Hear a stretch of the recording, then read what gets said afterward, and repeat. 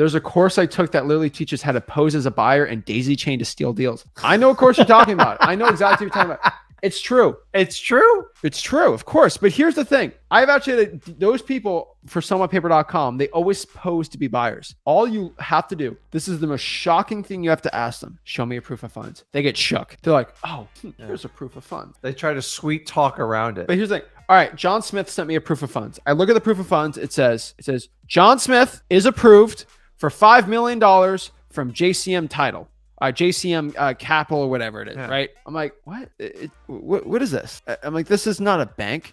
All you have to do is ask for a bank account. And sometimes they do this. Here's a bank account, has $3 million in it. I can buy this thing all day. And I see the bank account and I'm like, there's no account number and there's no owner on the account. Oh, okay. Well, let me unblur it. The account owner is JSFL4 Capital Incorporated. I'm like, most people are like, okay, that's good enough. No. That's the guru's bank account that they made for selling $50,000 courses. Go out here and literally ask this. This is the craziest thing. Get the account number, call the bank and say, hey, I'm calling to verify funds for someone saying they're looking to buy a piece of real estate. Oh yeah.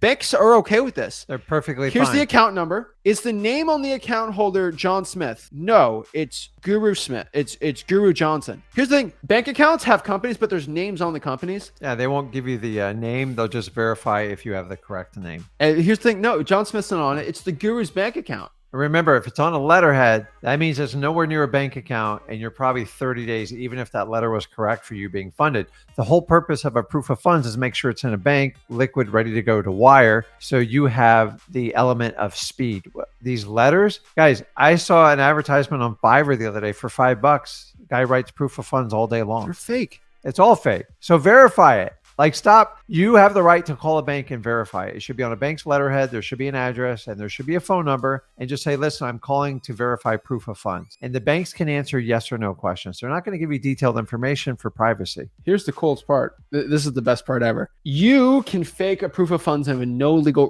repercussions. No legal I can make a repercussions. proof of funds saying I have $10 trillion. There's nothing wrong about that. But if I go and give you a fake bank account screenshot or a fake if I get a fake proof of funds showing that Zach Ginn has $10 trillion in his bank account and he's the richest man ever, signed someone from Chase, and I do Chase Bank and I do a fake account number, that's bank fraud. Like, so if I go out here and he's my buyer and he backs out the deal and I lose, I have 100% legal repercussions to go sue that person for 10, 20 grand. The problem is the people will fake a proof of funds from a bank. That is criminal activity. And that we have laws against that. Like, you can't fake a bank account unless you actually go to jail, but you don't have to even go that far. Just call the bank up and get the information about the person's bank account and ask. But honestly, you can look at a proof of funds and you can tell, like, I can look at any of them and go, the only exception is if you have a lawyer that you can verify on a lawyer's escrow account or a title company. Lawyers and title companies cannot play with that stuff. They are on the hook if they write a bogus letter. So they're the ones, but I will call and verify and make sure it's like a legitimate lawyer or a title company. That's the only exception. And then on top of that too, if you're getting a fake buyer, you want to figure out if they're fake or anything like that, just ask them this question too. Show me the last 5 houses you've bought for cash. It should be a simple answer. And they might give it to you, but here's going to be the weird part. Okay.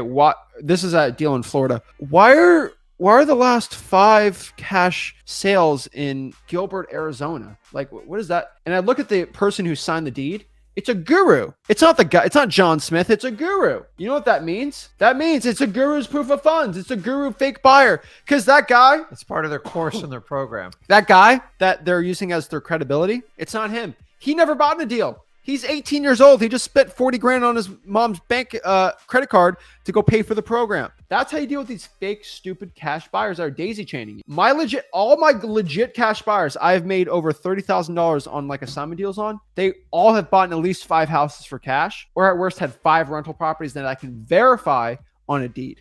Guys, this is a really hard bit. This is why I love real estate. It's hard to fake real estate, right? Here's one thing in real estate that we do all the time.